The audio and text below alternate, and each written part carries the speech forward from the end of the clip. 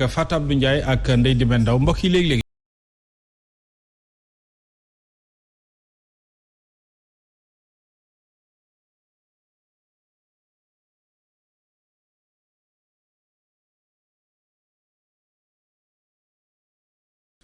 ayca mi ngi noonu ni ngi leen ko waxee woon ci introduction bi docteur dañuy tàmbaleeg yow rek ak plainte bi ñuy dégg que ne ministère de la santé et de l'action sociale dañu ko déposé contre vous par rapport ak ay propos yi nga yëkkati woon ci CTE yi ak yi ni mel ndax mën nga dikkaat ci li ni mel ak ba xam plainte bi jot nga cem déet. ok maa ngi lay bon plainte mu ngi nii. déjà plainte bi kon jot nga ci. laa koy soog a jot. donc vraiment loolu jaaxaloon na ma lu day ni ministère. di dawal ay bruit ci média yi. te y avait pas une convocation. bu ma déchargé. convocation bu ma déchargé la waroon na commencé wax ne. convoqué na ma. bon malheureusement on a passé 48 heures. boo xam ne lu nekk dégg nañ ko ci. mais alhamdulilah donc la loi reste sauve. D'accord. Qu'est-ce qui s'est passé véritablement? Ce qui s'est passé véritablement, c'est que votre collègue Ibra Kane m'a invité au grand jury de ITV. Et il m'a posé la question que Madiambal Diagne a dit que des CTE ont été fermés et le matériel vendu. Est-ce que c'est possible? Je lui ai confirmé que c'est possible. Ça fait des années avant les CTE que du matériel médical de l'État est vendu à travers toute la sous-région. Et que vous confirmez actuellement que ne li nga waxoon jugoo ci yaa ngi ci ba léegi. ma ci c'est dëgg je reste dans mes bottes comme disait un de vos collègues xaw ma bot xaw ma ne ko mais maa ngi dëgëral li moo wax ci tëjoon laa ko teg. ñaari boîtes yi. c'est un produit qui est interdit qui doit pas circuler. benn client moo ma ko andil. ne ma boo demee ne leen kii maa ko jënd ci mbedd bi.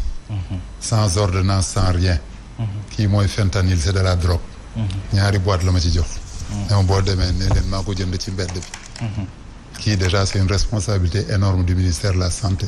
Et de ses services pharmaceutiques.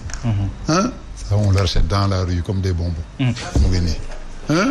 lan la boîte yi nga yor di ko wane di faj actuellement avec les gens qui sont intubés ventilés à cause du Covid. bu leen machine bi di xam nga machine mooy respirer à leur kii mais seen cerveau du ko nangu.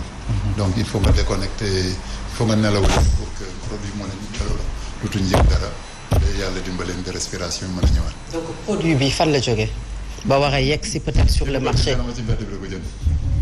fan lay jógee d'habitude ci structure sanitaire. normalement c'est non ça c'est un produit gis nga ampoule bi boo ko utiliser ba pare amuloo droit sànni ko.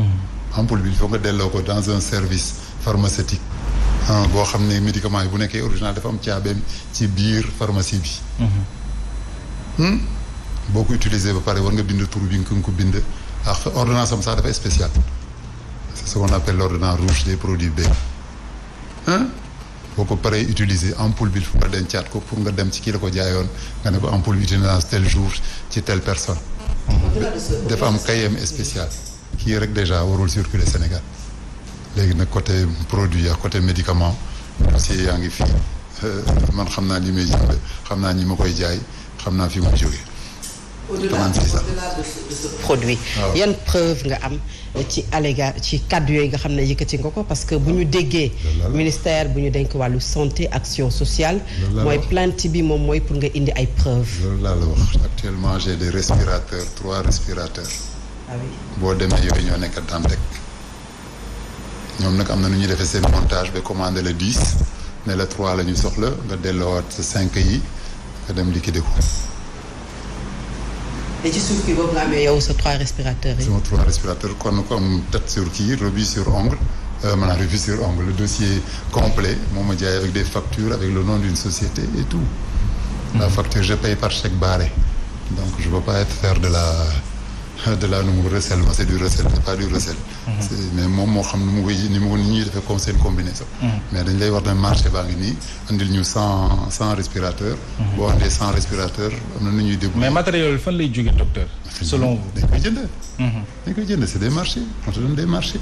keneen ki jox na ma benn détail sur une gérante de xaw ma de même pas de coiffure bu jënd ay soi-disant des respirateurs. du ay respirateur ay kii la machin boo amee asthme loolu def vapeur bi. loolu lañ jënd au nom de respirateur.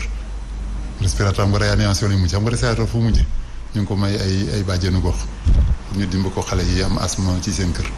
alors plainte bi sur la commande c'est marqué respirateur. plainte bi ban waxtu nga ko jot puisque démb le ministre bi annoncé que ne dañu lay porter plainte ak fan lañu ko jaaral le circuit. tey laa ko jot y a un gendarme de comment ça s'appelle nu mu tudd sax un gendarme de la gendarmerie brigade de recherche moo ko andi tey sama bureau à 14h ma déchargé ko bon motif bi nekku ci concernant ci mais nag médecin avocat député mënoo ko convoquer directement dans la juridiction. ah oui dafa am fu ñu war a jaar. Il y a une institution qui s'appelle l'ordre des médecins qui est sur la tutelle même du ministre de la santé qui est ignorée aujourd'hui te kooku benn cas rek lañ dafa warul jaaral mooy boo reyee nit crime moom c'est directement le procureur qui règle qui reçoit ton problème kooku tamit vraiment ça m'inquiète, c'est encore plus grave que les médicaments qui sont vendus.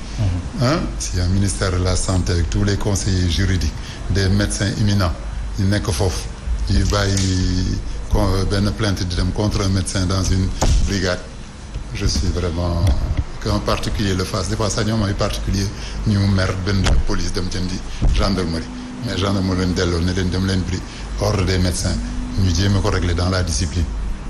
Est-ce que médecin bi règle u médecine dafa compliqué. Voilà donc il faut règle yooyu ñu génne ko ci règle yooyu pour que ne médecin bi def na erreur mënu ko régler. dañu ko violer alors bu la déggee dañu violer le processus en quelque sorte.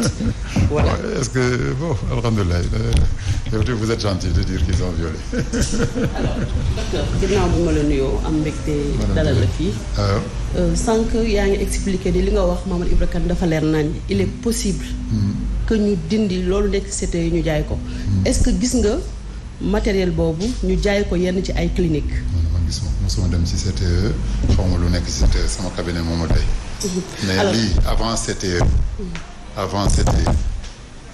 sama benn infirmier d'État.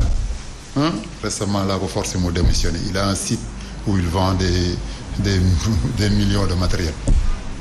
kooku bi mu jotee pendant la pandémie aussi jël naa tous les copies des sites envoyé ko à la DIC.